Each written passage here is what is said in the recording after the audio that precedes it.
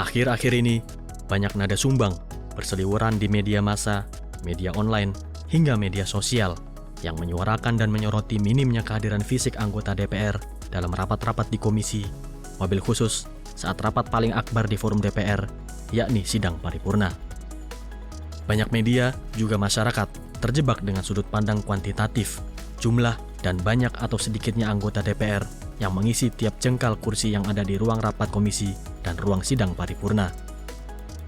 Berbagai narasi negatif tentang DPR dipropagandakan, seolah kerja anggota DPR hanya satu: datang, duduk, dan menghadiri rapat demi rapat, sidang demi sidang yang digelar di gedung parlemen Senayan.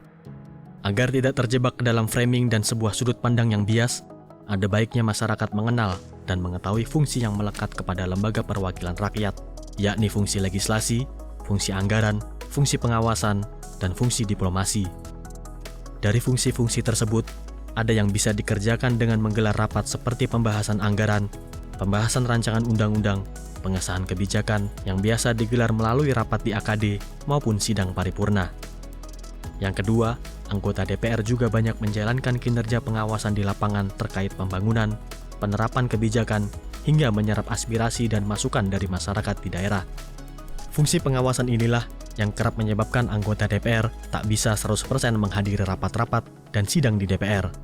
Karena mayoritas, mereka akan turun ke daerah untuk mendengar lebih dekat suara rakyat dan melihat lebih jelas kebijakan yang dibuat pemerintah. Seperti yang dilakukan Komisi 2 DPR RI yang secara konsisten terus mengawasi tahapan penyelenggaraan pemilu 2024. Selama lebih kurang 1 tahun ini, Komisi 2 DPR RI mendatangi berbagai provinsi, kabupaten, kota untuk memastikan tahapan pemilu dijalankan sesuai amanah konstitusi. Kita membagi 3 kelompok, ada yang ke Jawa Timur, ada yang ke Jawa Barat, dan kemudian saya memimpin di Sumatera Utara.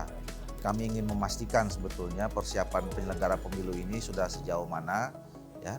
Dilihat nanti dari 3 daerah ini, laporan dari teman-teman KPU, dari Bawaslu, dari pemerintah daerahnya, kemudian tadi laporan secara seluruhan Sumatera Utara. Alhamdulillah situasinya kondusif, apalagi tadi juga dijelaskan oleh Pak Wakapolda dan Wakajati, tidak ada masalah yang krusial. Selain melakukan pengawasan penyelenggaraan pemilu, DPR RI melalui Komisi Bidang Sosial melakukan pengawasan penyaluran bantuan sosial di Bandung, Jawa Barat. Komisi 8 mempertanyakan penyaluran bansos berbasis data kemiskinan ekstrim yang bersumber dari Kementerian Koordinator Pemberdayaan Manusia dan Kebudayaan. Ya, ini kan bantuan pangan ternyata datanya data kemiskinan ekstrim. Nah, ini yang kita belum bahas. Nah, memang sebaiknya segera dibahas karena berhubungan dengan pengentasan kemiskinan, wilayah kerja teknisnya di Kementerian Sosial. Nah, ini yang menurut saya menjadi bahan masukan juga dalam pertemuan di Bandung ini tentang adanya atau bahkan adanya lahirnya gitu ya kategori kemiskinan ekstrim di tengah masyarakat.